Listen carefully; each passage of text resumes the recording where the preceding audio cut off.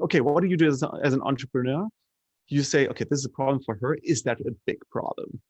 Okay, you don't need to be a rocket scientist to just look on Yelp or Google reviews and you see the number one problem is always billing. Billing. Right? It's always the same. Great doctor, bad billing. Yeah. Right? The second biggest complaint is actually parking. So I didn't get excited enough about the parking problem because I'm based in New York. So let's go with a billing problem. And then, of course, you start to really drill down. That's not the moment when you think you want to start a company. That's when you start your research. And then you said, okay, how big is the problem? Then we found out that in the US, there are 50 million people with a bad credit score because of medical debt. Imagine 50 million people have a bad credit score because of medical billing. Yes, it gets even worse. Half of them have otherwise a clean credit score, and the median outstanding balance is $250. Oh. So clean credit score, $250. We understand this is not ability to pay, right? Yeah, exactly. And so what could it else be? It's not ability. Is it the willingness to pay?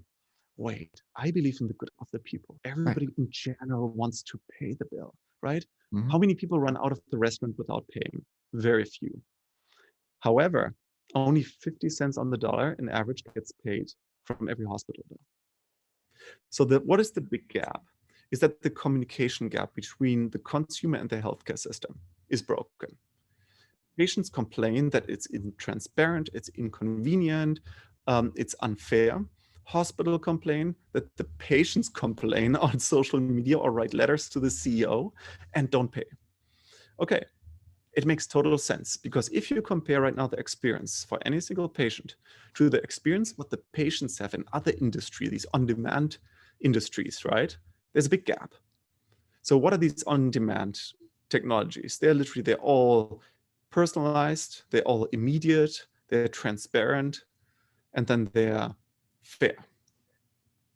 So what is healthcare billing? It's neither of that, right? Right, a mess. It's definitely not personalized. When you right now, Keith, you look into your Amazon account, looks different from mine, right? Right. Or your Netflix account. Exactly. Your Netflix account, the recommendations, very different from mine. Right. But healthcare bill looks exactly everything the same. Whether it's a $10 co-payment that you forgot to pay or an $800 co-insurance that you have to pay after a bigger surgery. That makes no sense, right? So personalizing all of that was really the important piece. So all of that together draw us to this. What is the problem? What is the solution for that? Had the hypothesis, and then it comes to, okay, let's get it done and let's get it doing. Well, I hope you enjoyed this video. At VentureFizz, our mission is to share the stories of companies, their people, and culture. So if you're interested in more interviews with founders and executives in the tech industry, make sure you click on the subscribe button. Thanks so much for watching.